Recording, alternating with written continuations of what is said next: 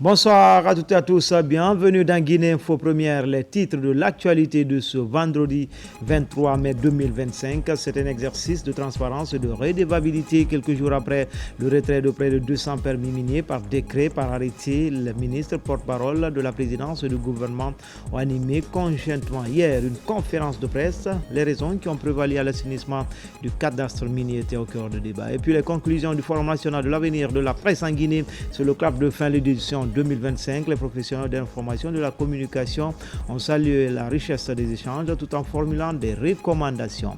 Enfin, en cette saison agricole, par le biais du partenariat entre l'Institut de recherche agronomique et la Chambre nationale d'agriculture, 4 variétés polonaises de pommes de terre sont expérimentées à Cancan pour la toute première fois. Voilà pour le sommaire.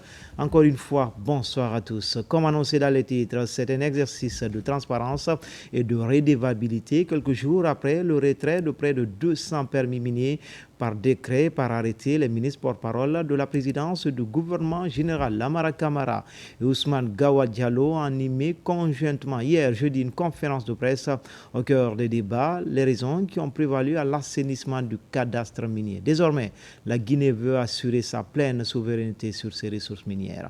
Mamadi Terna Kamisoko. Scandale minier par excellence, la Guinée compte pleinement assumer sa souveraineté minière. Depuis quelques jours, l'assainissement du cadastre minier a permis de retirer près de 200 permis de recherche et d'exploitation et de les reverser dans la réserve stratégique de l'État. Un choix fort du président de la République, le général Mamadi Doumbouya, qui s'explique par le désir de transparence qui veut amener les entreprises minières au respect de leurs obligations. Remercier et féliciter le chef de l'État qui a pris la décision courageuse de redonner à la Guinée sa nouvelle souveraineté en termes de mines. Les mines étaient devenues en Guinée quelque chose de très méconnu pour les Guinéens. On ne savait pas clairement c'était quoi l'état de notre cadastre. Un travail de toilettage a été effectué depuis quelque temps et ce sont ces résultats-là que vous commencez à voir. Et il y a eu, primo, 2 premiers permis qui ont été retirés. On dit dans notre métier, guidé par l'exemple. L'exemple, ce sont les 2 premiers permis que le CNRD a signés sous l'ère du général Mamadi Doumbouya. C'était les permis de Kébo, mais aussi le permis d'ITER. Au nom du non-respect du code minier, il a pris l'exemple déjà par retirer les 2 premiers que lui-même il avait attribués. Ensuite, le travail d'assainissement a continué sur 51 permis.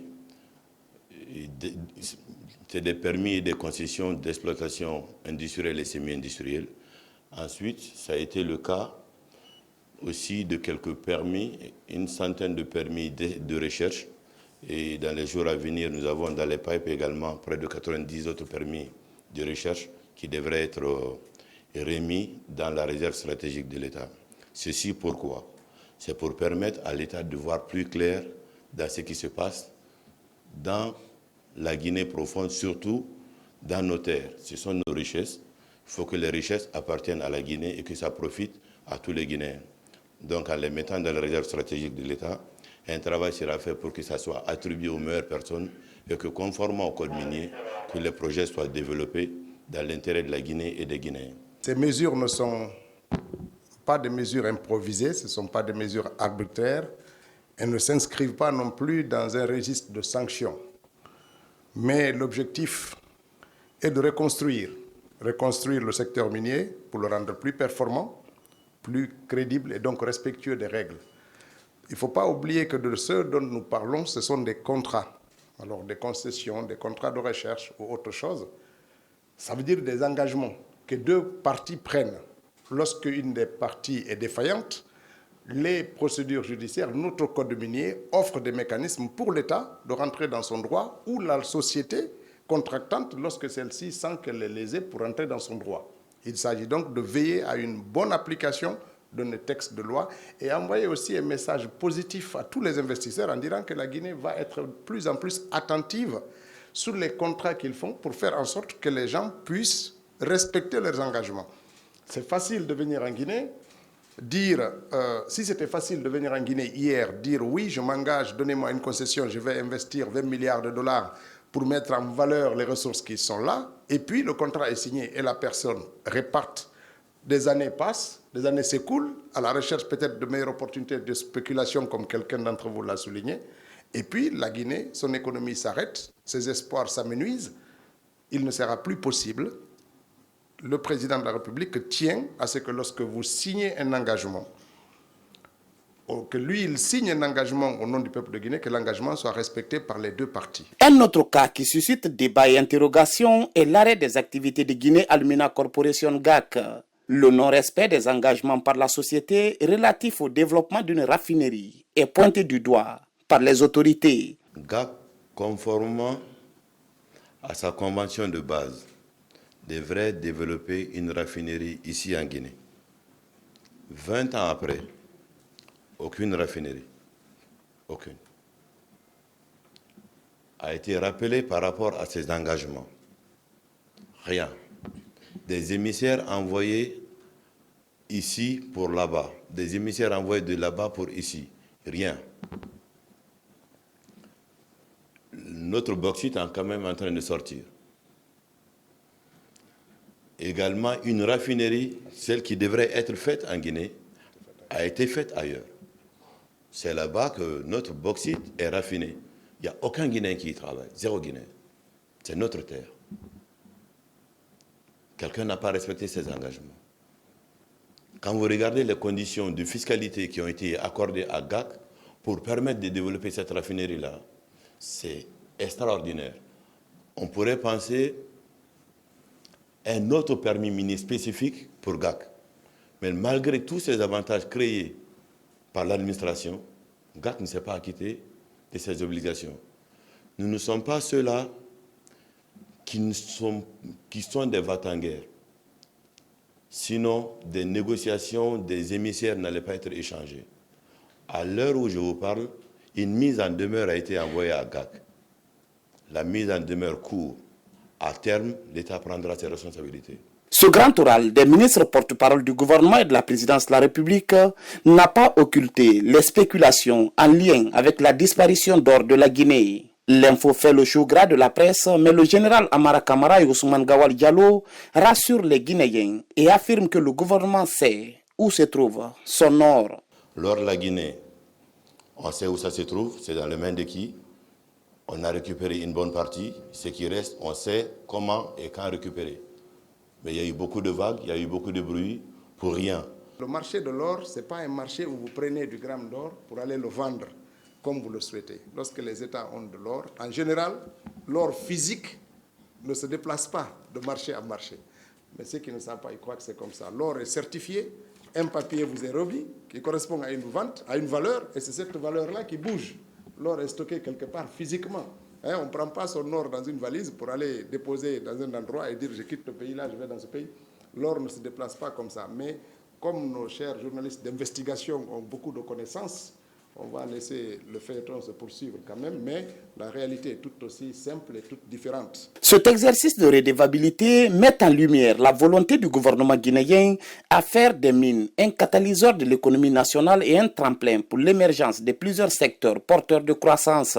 L'autre volet de ce rendez-vous avec les médias, c'est la volonté des autorités de la transition à œuvrer à ce que le référendum se tienne à bonne date. C'est pourquoi invite est faite à la population à massivement participer au recensement biométrique en cours dans le pays. Dans le reste de l'actualité, pour la toute première fois, la Guinée intègre l'équipe restreinte de l'Organisation mondiale des douanes. Cela est dû à la certification le 12 mai dernier du directeur par intérim des douanes en matière de propriété intellectuelle et mérite saluer à l'international à raison non seulement des qualités personnelles du colonel directeur, mais surtout de la poursuite des réformes. Mohamed Seyar Souma. La Guinée marque des points à l'international. À l'origine, l'accréditation du colonel Cheikh Gadri Condé comme conseiller technique et opérationnel en matière des droits de propriété intellectuelle de l'Organisation mondiale des douanes. Un certificat sanctionne cette haute distinction de l'OMD. La remise est solennelle. Je comparerais cela dans le monde académique à être un professeur agrégé en la matière. Donc vraiment, on est très fiers. Ce qu'il a fait au nom de la Guinée et de la nation lui est reconnaissante. C'est la première fois depuis l'indépendance de la Guinée, depuis la fondation de notre douane, qu'on ait cette certification d'un de nos douaniers. C'est le niveau le plus élevé en matière de douane. À travers cette reconnaissance, le directeur général par intérim des douanes intègre le cercle restreint des experts de l'OMD, certes pour des compétences personnelles, mais sans doute pour des prouesses budgétaires enregistrées depuis décembre 2024. Nous avons constaté une augmentation soutenue de plus de 20% des recettes douanières, et cela sur chaque mois depuis plus de 6 mois maintenant. Et cela nous conforte beaucoup et nous dit qu'on a fait le bon choix, tant en matière des hommes, mais aussi en matière de réforme.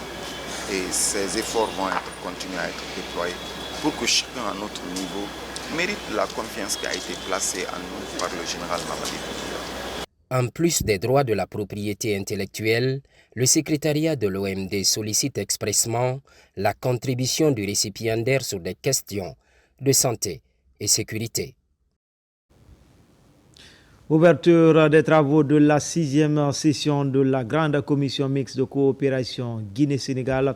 C'est une initiative des présidents général Mamadi Doumbouya et Bassirou Diomaye Diakhar Faye à ligne de mire relancer la coopération bilatérale guinéo-sénégalaise. Makeme Donzo. Les dernières grandes consultations diplomatiques entre la République de Guinée et la République du Sénégal remontent à plus de 15 ans. Aujourd'hui, le besoin de renouer la coopération bilatérale entre les deux pays est une préoccupation pour les autorités politiques au plus haut niveau. C'est dans ce contexte que s'ouvrent les travaux de la 6e Grande Commission mixte de coopération guinéo-sénégalaise à l'initiative des deux présidents, leur Excellence Général Mamadi Doumbouya et Bassirou Diomaye Faye. Nos deux nations, il faut le dire, ne partagent pas tout simplement une simple proximité géographique. Nous avons en commun un patrimoine culturel et historique commun, une vision partagée de l'intégration ouest-africaine, mais également des engagements conjoints pour la paix, la sécurité et le développement économique. Que la commission mixte de coopération bilatérale, dont les travaux sont en cours aujourd'hui, constituera pour chacun d'entre nous une opportunité cruciale pour, premièrement, faire le bilan des réalisations accomplies depuis notre dernière session. Également, deuxième chose, identifier des nouveaux axes de coopération, notamment dans les secteurs agricoles, énergétiques, des infrastructures. Plusieurs accords sont à l'étude. Ils font l'objet d'échanges et d'observations par des techniciens guinéens et sénégalais. Pour le secrétaire général du ministère des Affaires étrangères, ces consultations constituent une opportunité unique d'écrire une nouvelle page de l'histoire entre les deux pays. Nous devons faire preuve de réalisme en tenant compte des préoccupations et des priorités nationales définies dans les programmes de développement socio-économique des deux pays, à savoir le référentiel sénégalais 2050 et le programme Simandou 2040. Ces deux programmes doivent nous servir de bréviaire. Pour y parvenir, nous devons garder à l'esprit que les complémentarités de nos deux économies représentent un potentiel de coopération inouï, un atout important à exploiter judicieusement au bénéfice des populations guinéennes et sénégalaises. La Guinée et le Sénégal accordent une importance particulière à cette 6e Grande Commission mixte de coopération. Les participants veulent poser les jalons d'un partenariat stratégique conformément aux instructions des chefs d'État pour le renforcement de la fraternité entre ces deux pays frontaliers. Forum national sur l'avenir de la presse en Guinée, c'est le club de fin de l'édition 2025. Les professionnels de l'information et de la communication saluent la recherche des échanges tout en formulant des recommandations à l'endroit des médias, de l'ARAC et des autorités guinéennes. Une cérémonie de clôture marquée par la levée de la sanction infligée au journaliste Ousmane Camara. Les détails avec Maïmouna Bella Diallo, Mohamed Mpati Camara. C'est dans une ambiance empreinte d'espoir que s'est refermé le forum sur l'avenir de la presse guinéenne, organisé par la Haute Autorité de la Communication. Pendant 3 jours, des professionnels venus de la Guinée, du Sénégal, du Mali, de la Côte d'Ivoire et du Maroc ont échangé autour des grands défis du journalisme en Afrique. Ce forum n'a pas été une simple tribune d'échange. Il a représenté une quête sérieuse de solutions pour professionnaliser le secteur à travers une meilleure formation des journalistes, un encadrement juridique rénové et l'amélioration des conditions de travail. Il marque une volonté collective de construire une presse libre, mais aussi responsable et éthiquement irréprochable. Je n'ai aucun doute que dans la loi sur la liberté de la presse et la loi sur l'instance de régulation, vos préoccupations sont déjà prises en compte. Vous avez été assidus, présents. Je suis impressionné et je suis fier de savoir que la relève est là. Au terme des travaux, les participants retiennent une volonté commune de bâtir une presse plus éthique, indépendante et socialement sécurisée. Ils ont formulé plusieurs recommandations, notamment réviser le statut des médias du secteur public et garantir leur indépendance en veillant notamment à leur octroyer les moyens pour remplir pleinement leur mission. Renforcer les moyens de la HAC pour une régulation efficiente des médias et plateformes numériques. Amener les médias à se constituer en entreprise de presse. Trouver les moyens de contribuer à la pérennisation des médias du secteur privé en contribuant dans leur financement via un fonds dédié. Prévoir dans le fonds destiné à la presse une subvention destinée à l'organe d'autorégulation, aux syndicats et à la formation continue des journalistes et techniciens des médias. Ce forum a eu le mérite justement de situer un certain nombre de situations autour de la presse. Et vous avez vu dans les recommandations, à commencer par la pratique même du journalisme, c'est-à-dire la catégorisation des journalistes, mais aussi en passant par la responsabilité de la haute autorité de la communication et des doléances aussi qui ont été formulées à l'endroit des autorités. Je pense que le forum a réussi sa mission. En signe d'ouverture, la HAC a levé la sanction du journaliste Ansoumane Camara à la satisfaction du syndicat de la presse. Ce forum s'achève donc sur une note d'espoir. Les acteurs présents appellent désormais à la mise en œuvre concrète des recommandations pour faire entrer la presse guinéenne dans une nouvelle ère plus professionnelle et respectueuse des droits fondamentaux.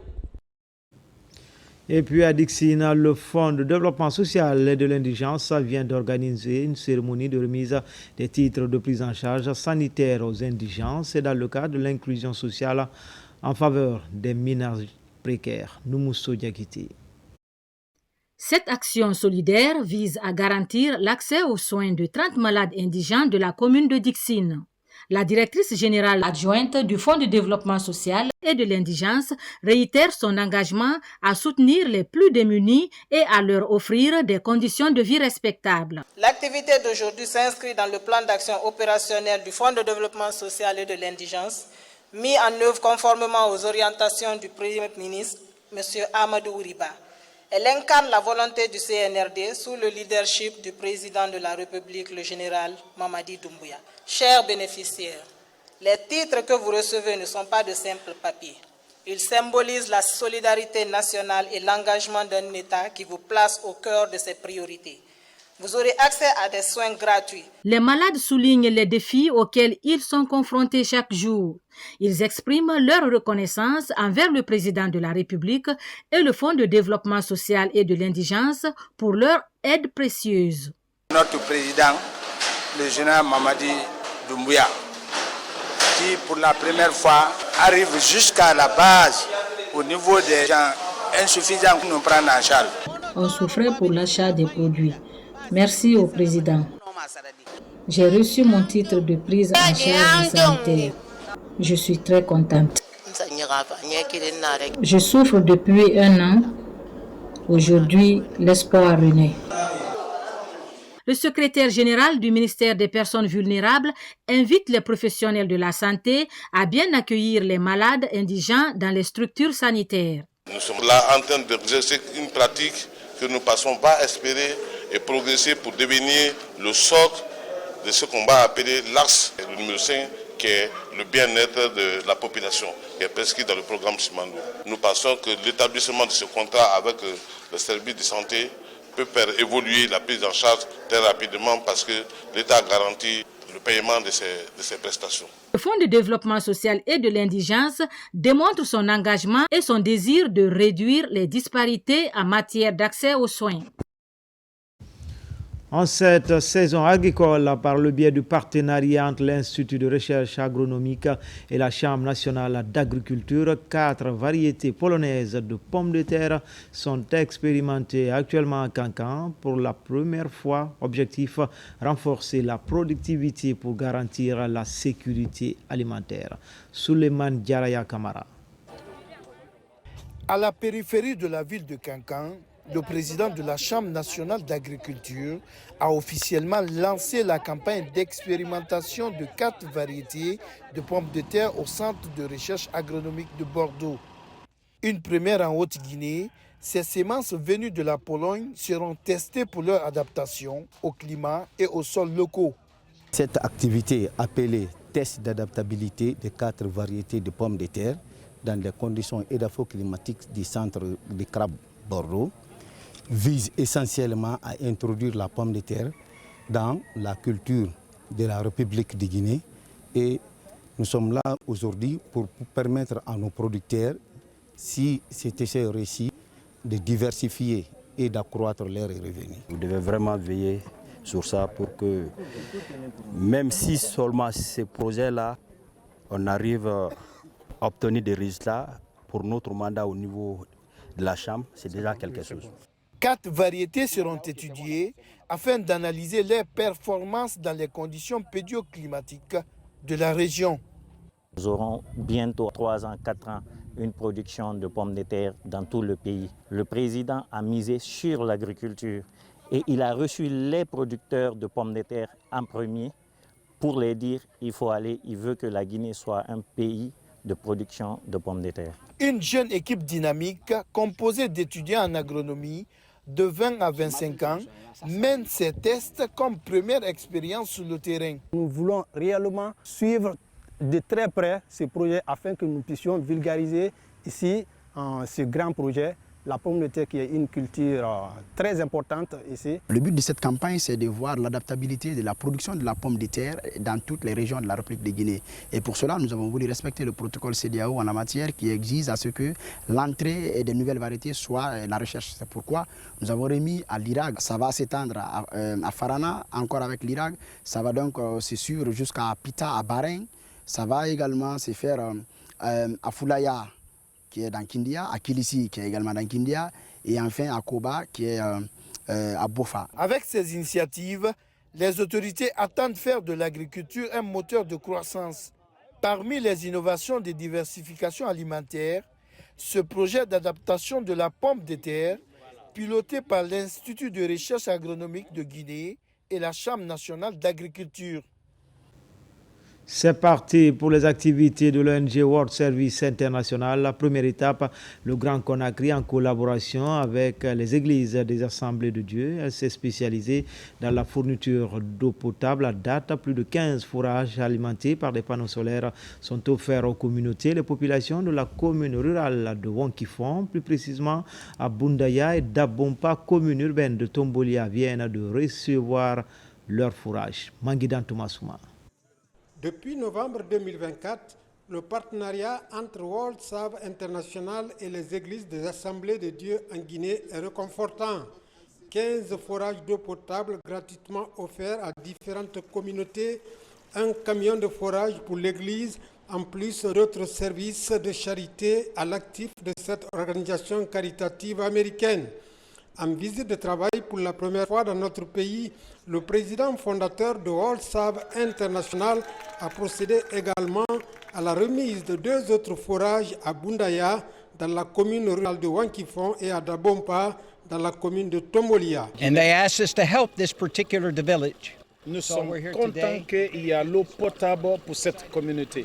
C'est une célébration, c'est pour cela que nous sommes là. Nous voulons en même temps dire merci aux amis qui sont aux États-Unis qui ont donné de l'argent pour que nous construisions ce forage et prendre soin de la nation guinéenne. Et avec l'aide de Dieu, nous voulons faire des forages comme ça partout dans la nation. Parce que nous croyons que tout le monde doit avoir l'accès à l'eau potable par la grâce de Dieu. By the grace of God. Je suis très heureux de voir que tous les équipements sont là.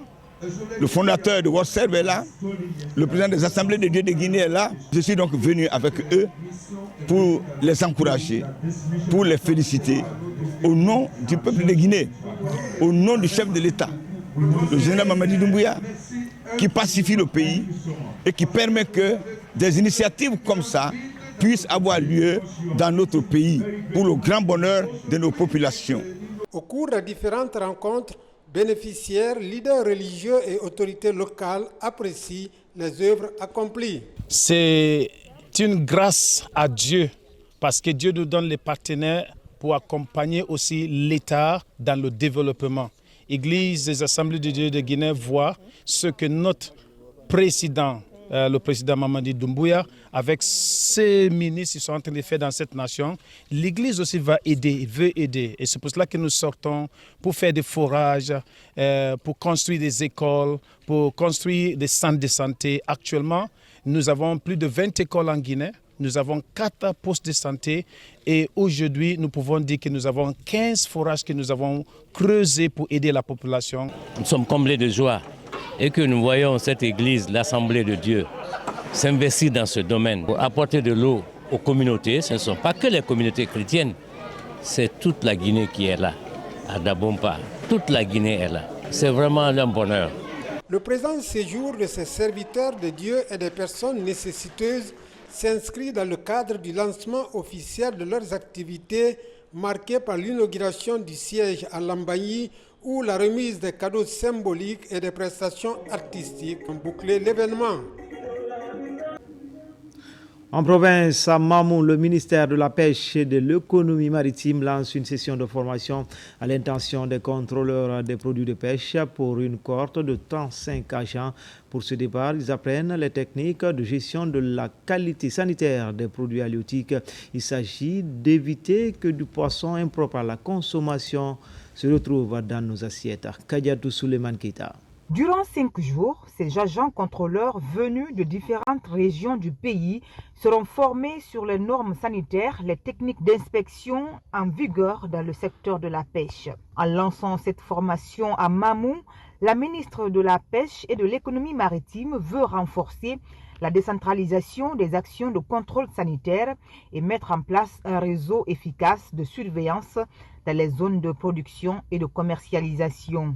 Nous avons initié cet atelier de formation dans une démarche proactive afin de renforcer les compétences des acteurs clés que sont les contrôleurs sanitaires. Durant cet atelier, vous approfondirez vos connaissances en matière d'inspection, de contrôle de qualité et de gestion des risques sanitaires afin de mieux prévenir les maladies d'origine alimentaire liées à la consommation des produits de la pêche et de l'aquaculture. Les responsables de l'Office national de contrôle sanitaire des produits de la pêche et de l'aquaculture attendent de ces agents plus de rigueur, de professionnalisme et une meilleure couverture du territoire. Le premier module d'abord c'est la gestion de la qualité et ensuite il y a les techniques de contrôle et ensuite les techniques d'inspection sur toute la chaîne depuis la zone de production jusqu'à la commercialisation. Nos inspecteurs seront plus compétents, ils seront à mesure de faire beaucoup plus de contrôle. En fait, nous sommes des acteurs de la santé publique. Donc, nous sommes les garants de la qualité des produits que consomment les Guinéens. Avec cette initiative, le ministère de la Pêche et de l'Économie maritime pose des pions importants dans la professionnalisation du contrôle sanitaire des produits halieutiques. Une démarche qui vise non seulement à protéger la santé des consommateurs, mais aussi à valoriser les exportations guinéennes sur les marchés internationaux. Enfin, amplifier les voix des jeunes filles pour mettre fin au mariage d'enfants en Guinée. C'est le nouveau projet du club des jeunes filles de Guinée à l'AB. 5 survivantes de mariage précoce seront ainsi accompagnées en les aidant à développer des activités génératrices de revenus.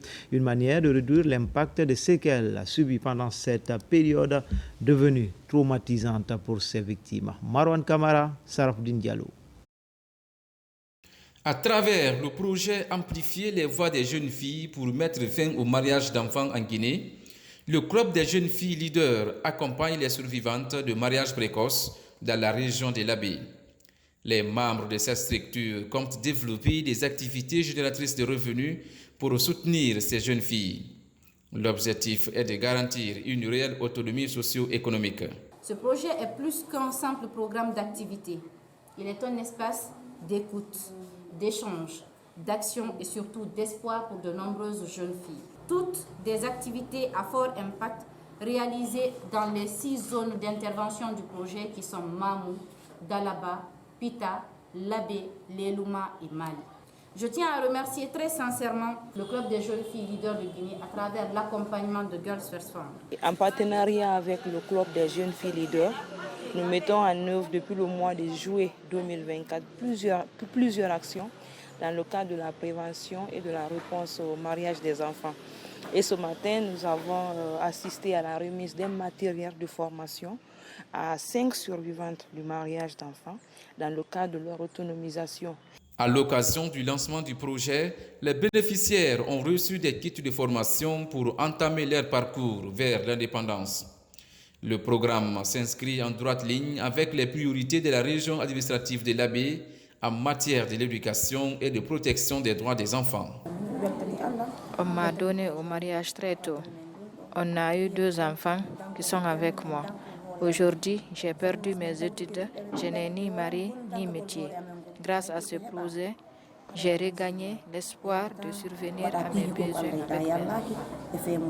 Qu'ensemble avec la mobilisation des autorités locales, des organisations de la société civile et des partenaires comme le club des jeunes filles leaders de Guinée, nous continuerons à réduire considérablement les mariages précoces dans notre région et permettre à nos jeunes filles de rêver, d'apprendre et de contribuer au développement de notre pays. Selon l'enquête démographique et de santé de 2018, plus de 48% des filles en Guinée sont mariées avant l'âge de 18 ans.